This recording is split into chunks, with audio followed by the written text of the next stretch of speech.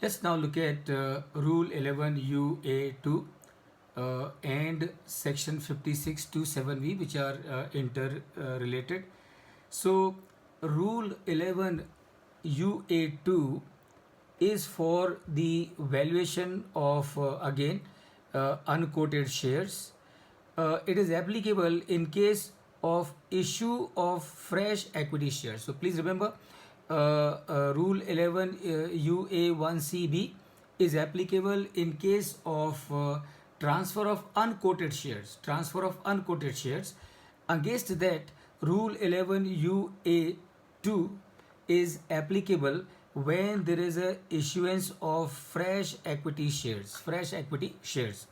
And this is applicable in the context of section 56 to 7b. And when it is applicable, and what is the valuation methodology? So the valuation methodology for prescribed under Rule 11 UA2 in the context of section 56 to 7b, either the assessee can use the net asset value method, or he can use the discounted cash flow method. The only difference is he is given the choice. So he has the option, as assessee has the option, whether he would like to go for the NAV or he would like to go for DCF. The only condition is, in case if he decides to do a NAV, there is no restriction. But in case if he decides to go for DCF, then he will have to perforce go for the valuation by a merchant banker. So under Rule 11 UA2, section 56 to 7b, if the assessee has a choice, he can decide whether he would like to do the valuation based on the NAV or he would like to do the valuation based on the discounted cash flow method. So in case if he decides to go for valuation under the discounted cash flow method, remember then he has a limitation, and the limitation is that he will have to essentially compulsorily obtain valuation from a merchant banker. As a matter of fact, friend, this facility was available to the chartered accountant also up to 24th May 2018. So 2024 May 2018 तक even the chartered accountants could also do the valuation under valuation for section 56 to 7b under Rule 11 UA2. The chartered accountant also could do the valuation using the discounted cash flow method. लेकिन 24 मई 2008 के बाद this right has been taken away from the chartered accountants, and now the chartered accountants, for the purpose of 56 to 7b, cannot do the valuation using the discounted cash flow. It has to be essentially a merchant banker.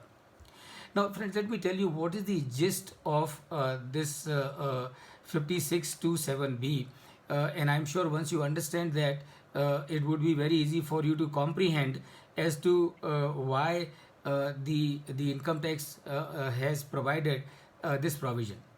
See, it was noticed, or it was observed, or it was experienced that some of these companies, when they will issue the new shares, what they would do, they would issue those shares at a price which is much higher than the fair market value, And I'm sure you can understand very easily, when a company is issuing shares at a price which is much higher than the fair market value, it will result into loss of revenue for the tax department. It will result into loss of revenue for the tax department. Why?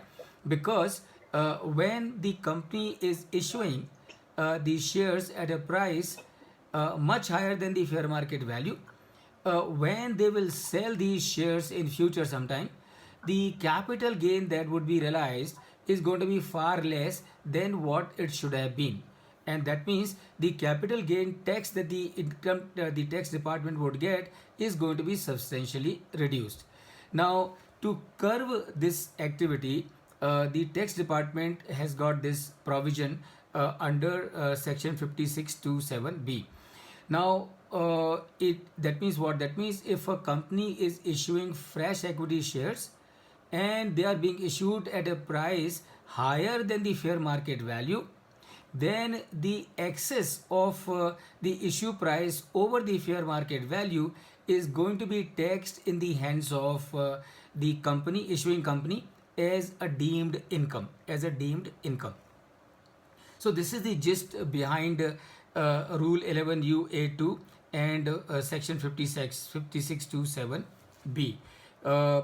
Obviously, if you are following the NAV method, if you are following the NAV method, then there is no possibility for you to manipulate the issue price, because NAV is based on the balance sheet, and therefore there is no manipulation, and therefore assessee can go for the NAV method.